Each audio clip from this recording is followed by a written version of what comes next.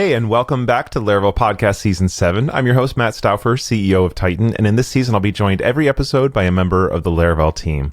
Today, I'm talking to my friend Ryuta Hamasaki, Senior Software Engineer at Laravel. Ryuta, can you say hi and share a little bit about what you do at Laravel? Hello, my name is Ryuta Hamasaki. I'm based in Tokyo, Japan, and I'm a software engineer at Laravel Nightwatch team / APAC team. Mm-hmm. So I want to hear all about, we're going to talk a little bit about Laravel Live and stuff like that, but I just really want to dive into kind of you and your origin story and what you do now. So let's start first with, what was the story of you coming to work at Laravel? Where were you before? What was your kind of story of learning the program? And then how did you get here? Okay. It's a bit long story if I start from when I started using Laravel. I started using Laravel in 2014. Like, it was Laravel 4.2, I think. And, all right. And the moment I saw the docs, I fell in love with it. Like, it really liked the APIs as well. Back then, I didn't know that Laravel had a community. Like, this Laravel community existed. But I watched some Laracon talks online, and I thought it was really cool. I wanted to attend it. But, Laracon, let's say US, is very far to attend from Japan. So I wasn't sure whether it's worth attending all the way from Japan. But I attended Laracon US in 2018 in Chicago. That was my first developer conference in my life. Oh, cool. Wow. And you flew across the world for it? Yeah. I hadn't attended any conferences in Japan as well. And that was my first visit to the US. And wow. And I met Taylor, and I also remember your talk about I think you talked something about patterns that pay off. Yeah. Yeah, I love your talk as well. Oh, thank you. And attending Laracon, was very inspiring and exciting experience to me. Meeting so many developers all around the world who are using the same framework and technology.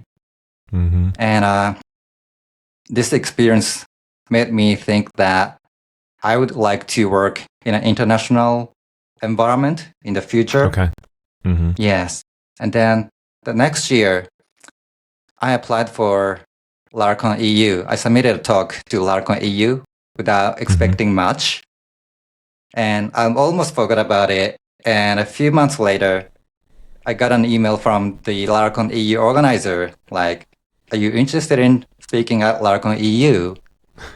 And I thought it was spam because it was so surreal.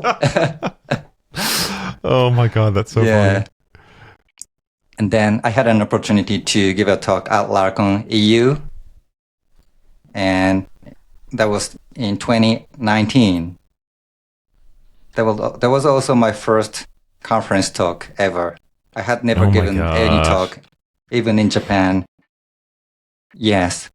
My talk was about something like CDN caching strategy using Laravel Mix because V didn't exist back then. Yeah. And so you were out there, you'd attended a conference. You were obviously, so at this point, were you programming in Laravel day to day just at a job in Japan? Yes. Okay. Yeah. At that point, I think I was using Laravel for about 5 years. And for work, not just for fun on the side. This was your day job. For work, yes. Yeah. And after Laracon EU, I moved to Singapore because, as I said earlier, attending Laracon US made me think that I would want to work in somewhere, outside Japan, something like international. And I applied for a job in many countries, including some countries in Europe, Australia, Canada, and some other countries in Asia. And I got an offer from a company in Singapore. So I just decided to go there, even though I had never been there back then. Wow. And one of the reasons why I moved there, outside of Japan, was my English was very bad and I struggled to improve it. And I was like, I should live in a place where I can't live without speaking English.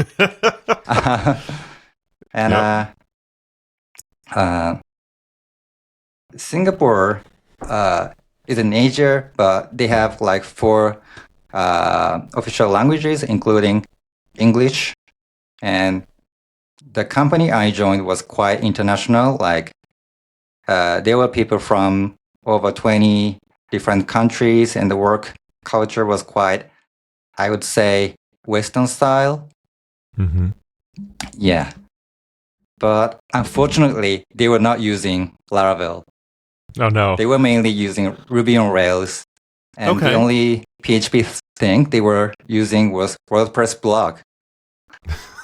Yeah, so it was kind of disappointing, and because it was just after I gave a talk at Laracon EU, and I had to stop using Laravel in my day-to-day work. That's rough. Yeah, so I missed using Laravel so much, and I regretted my decision. But the people in the company were so nice, and I learned how to work in an international environment and a company. So if I look back, I think that I still made a right decision, even though I couldn't use Laravel, and I learned a lot. And 2 years later, I joined another company in Singapore that was using Laravel. So I got to use Laravel in my day-to-day work again. Right. But the COVID pandemic happened, and all the in-person conferences stopped. It was a rough time. Yes. But I had an opportunity to speak at Laracon online in 2022. Even though we couldn't have an in-person conference, I talked about something like working with a large Laravel application using modular monolith architecture. Yep. Because that was, what I did in my previous job. Yeah, so I was really happy to be able to contribute to the Laravel community again. And in 2023, I moved back to Japan. I was still working for that company remotely, and I attended Laracon Australia in Sydney. That was my first in-person conference after the pandemic. Yeah. And I saw Jess and Tim there, but I wasn't brave enough to talk to them. Yeah. I just saw them. And the next year, in 2024, I just saw that Laravel was hiring on Twitter, and I gave it a go without much expectation again, and I forgot about it. And then we had our first baby son in April, and I almost forgot about the job application for Laravel. You and have different focuses. Yes. And a few hours after my son was born, I got an email from Andre, who is the VP of engineering at Laravel. That was the invitation for the interview. So again, I thought it was spam because it was so surreal again. Yes. And I had an interview, 3 interviews, including Andre, and Jess and Tim. And the job application didn't say anything about any project I would be working for. So I just thought that I'll be working something around open source side of things. Yes. But actually, so Laravel already started the project for Cloud, Laravel Cloud, and Nightwatch back then. So, so they were looking for someone in APAC region who would be working for the Nightwatch with Jason Tim. So that was very exciting. And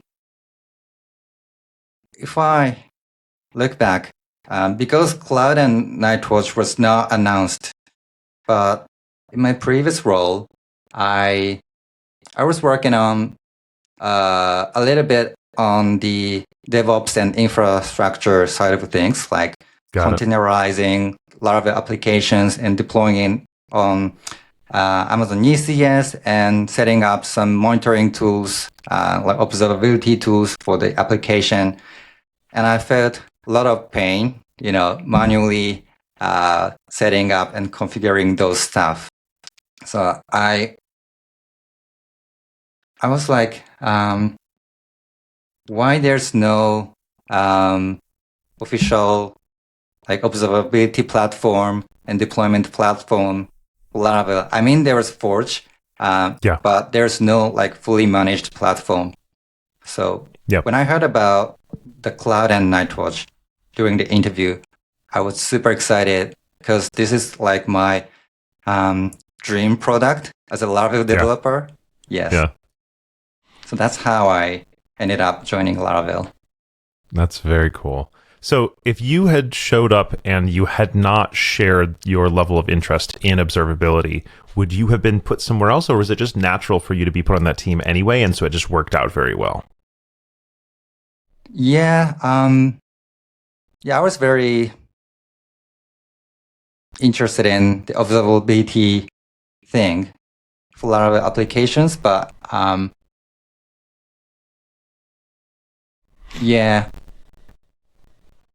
so I think the team was looking for someone who are good at, who knows Laravel a lot, and infrastructure and observability side of things. Okay, so that's kind of what they were looking for in the first place. Yeah, so it's a perfect fit. Yeah. Oh, that's great. I haven't asked anybody else about this, and I know you're not the first non-native English speaker I've had on the podcast this season, but one of the things we have at Titan is we've got, a decent group of people who don't speak English natively, and I love when we have multiple people who speak the same language natively. So I'm like, hey, Spanish speakers, Portuguese speakers, whatever else speak. I don't know of anybody else who works at Titan or at Laravel who speaks Japanese natively.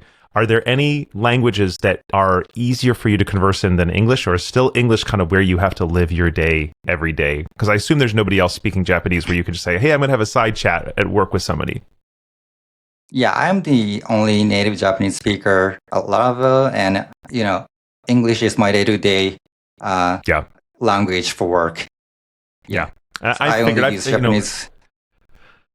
We've had a lot of conversations in the past about like, should that change? As I was writing my book and as I was making videos, there were some people who said it would be really valuable for us to have, native versions of each of these, in different languages. And then some people would say the vast majority of programming education resources and everything like that are going to be in English. So people are going to have to learn it eventually. And I've always been curious about just kind of what the experience is like. Because I just have I couldn't operate in any other language at the level that you do, right? And that's that's true for other people, Christoph and other folks at Laravel who speak in their non-native language every single day. I'm like, I couldn't make my videos in a different language. I could not read developer documentation in another language, and I spent probably 6 or 7 years in school learning German. I've done a lot of casual Spanish learning in my life, and my job and my life are hard enough just in English. I can't even imagine adding a language and cultural translation thing on top of it. So I admire the work that you have put in to ensure that you're like, I wasn't getting the English learning that I needed, so I moved to an entirely different country to be able to learn it. So, yeah. So what's the developer community like in Japan? Do you have a lot of other folks? Do you have meetups? Do you have anything else, or is the majority of your community just online? Not specific to Laravel, but the PHP community in Japan is huge, actually. Really? Okay. Yeah, there are so many PHP-related conferences in Japan. And the biggest one is called PHP Conference Japan, where 1,200 people attended last time. Wow. It was held in Tokyo. And other than that, there are so many other regional PHP conferences in other areas in Japan. And almost each month, there's PHP conference somewhere. Wow. What? Yeah. What do you get a sense for, like, what's most popular for people to be using? Like, is it more WordPress heavy? Is it more Symfony, more Laravel, more vanilla, something else? I would say Laravel is the most popular PHP framework in Japan, but there's no Laravel specific conference in this country. Yeah. Got it. Yet. There's none yet asterisk. Not yet. Yeah. So I do want to kind of hear, like, you know, you have the experience that you have about the importance that Laravel conferences and in-person conferences in general have been to you, like how much they've mattered to you. You talked about going to Laracon. You got all these great, you know, Laravel or PHP-based meetups. But, you know, one of the reasons why I'm talking to you today versus a month ago or a month from now is because you are now throwing this inaugural Laravel Live Japan, which is so exciting. What motivated you to be the one to do it? You know, is this a vision of yours? Is it came out like what got you into the position of choosing to be a part of throwing this? Yeah. So I attended many Laracons in all around the world, including US, EU, Australia, and I attended India this year for the first time. And, you know, this experience opened up so many opportunities for me. But on the other hand, even though Laravel community, PHP community is big in Japan, it's basically closed off in Japan. And there are no international attendees, no international speakers. So, and I thought it's a bit shame that it's not connected with the international Laravel community, even though the community itself is big.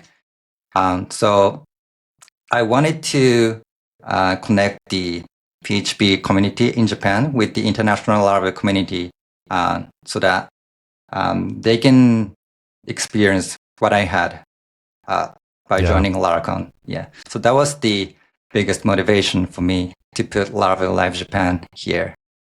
Have you ever thrown an event of any size before? Thrown a meetup or anything?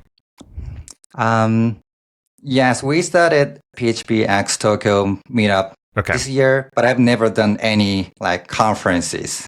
Sure. So, but it's not that you've never gotten a group of developers together in one place. You at least have that experience. Yes. But one of the reasons why I started PHP Tokyo this year was to do some experiments before we put a big conference. Yeah. Yeah. And do you have an organizing team for PHP Tokyo, or are you still the main lead right now? I have a team of few people, including my friend, my co-organizer, whose his name is David Chula. So we attended Laracon Australia last year, 2024. And then we started a conversation like, wouldn't it be cool if we had something like Laracon in Japan? Yeah. So that's how it started. But before putting a big conference, we wanted to start something small. So we started PHP Tokyo this March, and then we have a few other members in an organizer team. Yeah. Yeah. That's very cool. So what stage are you at right now? You've announced it, you put out the website, you put out a call for proposals. Do you have everything else figured out? Do you have all the venue and the staff, or are you in the middle of a lot of active development of the conference? We're still actively working for, to make it happen. We've secured the venue, we've secured the event agency and after party venue. But we're talking to, some vendors, let's say for the venue Wi-Fi, or we've been talking to potential sponsors. Yes. So still so many things to do. Yes, so much to do. It's so much to do. Yes.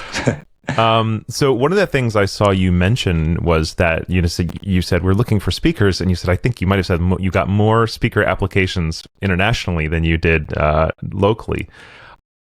Was that a surprise to you, or is it something you're like, no, I'm not surprised that the whole world wants to travel to Tokyo for business? Yes, it's surprising, but it's kind of expected to me because early this year, Marcel Potiot from Beyond Code, he tweeted about something like, will 2025 be the year that we have Laravel Live in Japan? And his tweet sparked the international interest about the conference, Laravel conference in Japan. So many people replied, and so I knew that there's some demand, from outside of Japan, but we've got so many talk applications from international speakers. Yeah. I imagine one of the concerns you have is, of course, it's exciting to bring big name speakers in from outside, and also you want to make sure that at a Japanese conference you have Japanese speakers represented. Do you have a good number of Japanese speakers to pick from, or because this is the first conference, is that not even an established group yet, and it's as part of your job to be kind of like curating and building a group of potential speakers? Actually, we're getting more talk submissions from outside of Japan. But in Japan, people tend to delay talk submissions until the very last minute. Usually, other PHP related conferences in Japan have the clear deadline for CFPs. And I think 80% of talk submissions come at the the very last day. Okay. Yeah. So we're still waiting for talk submissions from Japanese people, but we've already seen a few very cool talks from Japanese developers as well. That's very cool. Yeah. Obviously, this is way in the future, but would your vision be that if one day this were successful enough, you do a couple of years of this, and then maybe there's actually a Laracon in Japan? Yes, that would be cool. I mean, the name of the conference doesn't really matter to me, even though it's called Laravel Live Japan. To me, it's like Laracon Japan already. Yes. Yep. I mean, in my personal experience, Laravel Live usually meant in the past that it wasn't getting quite the same level of official support from Laravel, and I think that's different now. I think Laravel supports the lives and the Laracons, maybe not the same, but there's a lot more support for the lives. And then also usually the lives were one-day conferences and Laracons were often two-day conferences. But I don't think there's anything keeping that the case. Like if you were like, you know what, we've got a Laravel Live and we want it to be 2 days, you just do it, right? Like that's perfectly fine. So that's a great point. I also know that historically the Laracons have been much larger continent-wise, and I doubt we're going to do a Laracon Asia. It just doesn't make sense. Yeah. So it might, I could imagine a world where it can be the most successful conference in the world, but it never makes sense to call it a Laracon. So I like your kind of perspective of like, it's what I want. It's doing the thing I'm looking for. I don't really care what the name says. It's the official Laravel conference of my country, and I'm happy. So that's cool. Yeah. So what are you most nervous about this conference? What I am most nervous about is numbers. Yeah. Right now. Numbers of attendance or numbers of finances or which numbers? Yeah, attendance, and like sponsors. Yes. Mm-hmm. Like, got it. Because this is the first conference in Japan. I'm not sure how many people we can expect. I mean, we can expect some numbers based on the attendance of other PHP related conferences in Japan, but it's specific to Laravel. And most of the PHP conferences in Japan are free. The tickets are free because they are organized by volunteers and, supported by sponsors. Yeah. Wow. Yeah.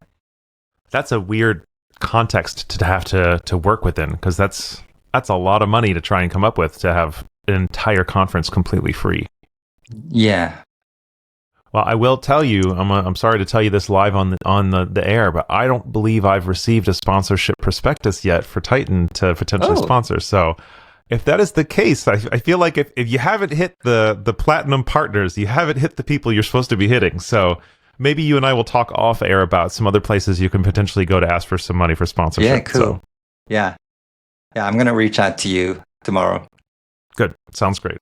Good. What are you most excited about? I'm most excited about welcoming my Laravel friends and people from all around the world and seeing them connecting with my friends and the local Japanese community here. Love it. That's awesome. Yeah. I want to ask more questions about your day-to-day work at Laravel, but before I do so, is there anything else about Laravel Live Japan that you wanted to cover that we haven't talked about? Yeah. Okay, so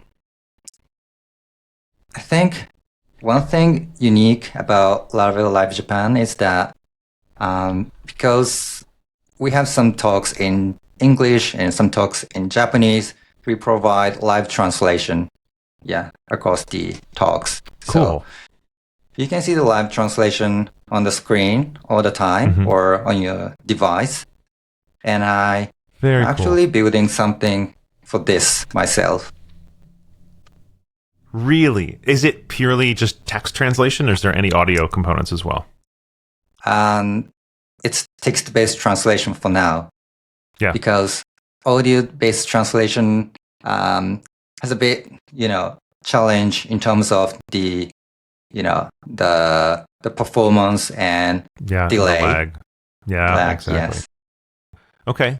So it's taking an audio, transcribing the audio, translating the transcription, and then sending it out to a real-time web app? Or is it actually a mobile app? Web app. Okay. That's potentially really cool. Mobile app. And we're already using this in PHP Tokyo Meetup. It's working pretty well. Yeah. Oh, that's amazing. Yeah. That is so fascinating.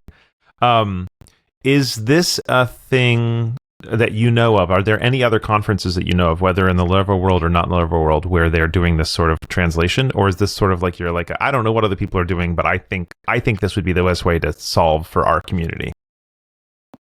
Yeah, in Japan, there is a big conference for Vue.js, which is called VueFest Japan. And they had, this is an international conference as well, where they have so many people from the Vue core team, including Evan, you, and they also provide live translation. Okay. Yeah, it's so interesting, because I haven't heard much from organizers of conferences in places where English is not, a commonly expected professional language. So even if I'm talking to organizers where the native language isn't English, it's still places where they're like, yeah, but we expect everybody to know English. So I'm now really curious. I'm just like, how many other places either have conferences that are solving this problem or don't even throw conferences because they don't know how to solve this problem? So I'm like, I'm excited to see how your tool becomes potentially useful for other people. Yeah, I heard love the idea of enabling more people. Yeah, React Miami is considering having some Spanish talks next time. I mean, that makes a lot of sense. So yeah. That's really cool. Okay. Anything else about the conference before I ask you a little bit more about your job? For the conference, some small stuff. As I mentioned earlier, there are so many PHP-related conferences in Japan. And in the same month as Laravel Live Japan, there are other PHP conferences in other regions in Japan. Okay. So it might be good to extend your stay in Japan if you want to experience other more local vibes PHP conferences. Yeah. Here. That's a great point. And I would say one of the things that I know that at times we can be sensitive of as Westerners is not just to say, oh my God, there's this conference in Japan, we're all going to flood it, and then there's not space for people actually from Japan to go. If a person from outside Japan is considering, would you encourage them to come? Would you discourage them from coming? Would you say, hey, maybe consider coming? Or are you just like, no, we want everybody, if you're interested in coming, be there? I'm 100% happy to have people from outside of Japan, and other like regional PHP conference organizers are also looking forward to welcoming like international attendees as well. Okay, awesome. Yeah. All right, so I want to talk a little bit about your day-to-day work before we wrap. So you mentioned you're on the Nightwatch APAC team. Is your day-to-day still writing code on Nightwatch, or are there any areas where you're either working on different projects you can tell us about, or are there areas where you're not writing code and you're actually managing infrastructure ops outside of a development context? Like, how much of your day do you actually spend in front of an IDE? I would say most of my time are still coding for the features for Nightwatch. Yes. Yeah. Are you building internal tools to manage Nightwatch, or are you usually working on Nightwatch itself? Yeah, I'm usually working for Nightwatch itself. Okay. But previously this year, I worked on the framework's new exception page, which is basically a redesign from the previous one. That new design is inspired from the Nightwatch UI and designed by our own Jeremy Butler. So it was a fun project. It's not really directly related to Nightwatch, but it's a very fun. Okay.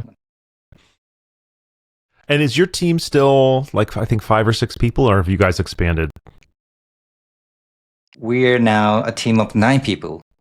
Holy crap. I didn't even realize that. Okay. Well, I'm not going to put you on the spot by asking who everybody is, but I'd love to see that team is growing as well. So, yeah. Okay. Are there any other projects you're working on? Because I never knew, like, is the APAC team basically the Nightwatch team plus occasionally some open source? Yeah. Okay. Very cool. Basically Nightwatch. Yeah. It's a great product, by the way. It's a really nice to work with product. Yeah.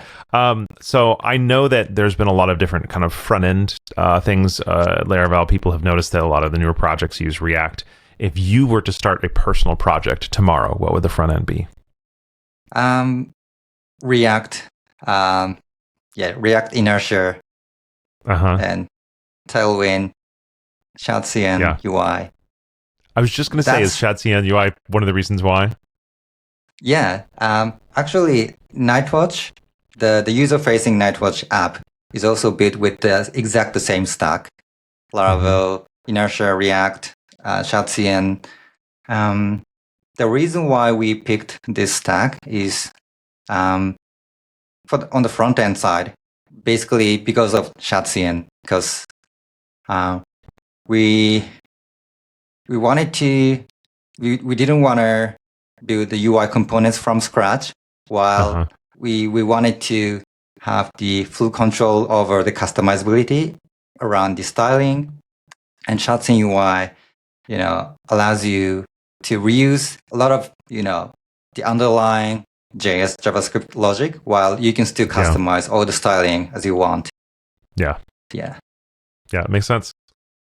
I personally build with Livewire because I got good but not great with React, and I stay great at Laravel. And because of my day-to-day job isn't a lot of coding, it's so much easier for me to stay up to date on one thing versus 3 or 4.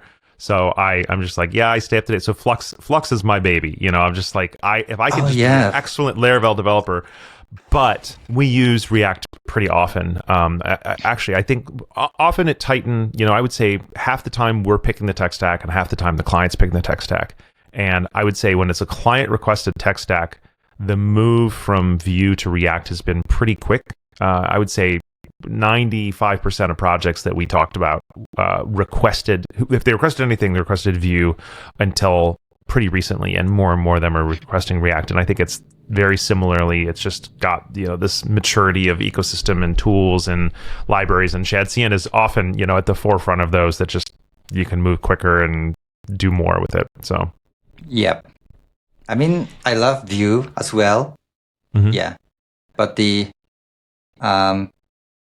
main reason why we picked React was the library, and the ecosystem. Yeah.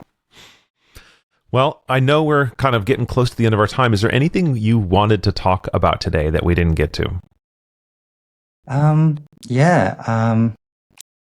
So actually, this is my first podcasting, but it was very fun to reflect on, you know, how I landed on Laravel and the conference I'm throwing and my day-to-day work here.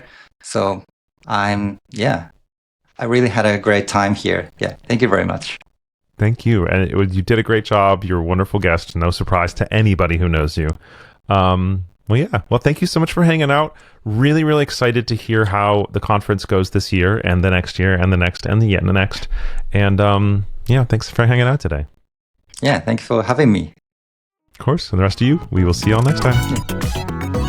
See ya.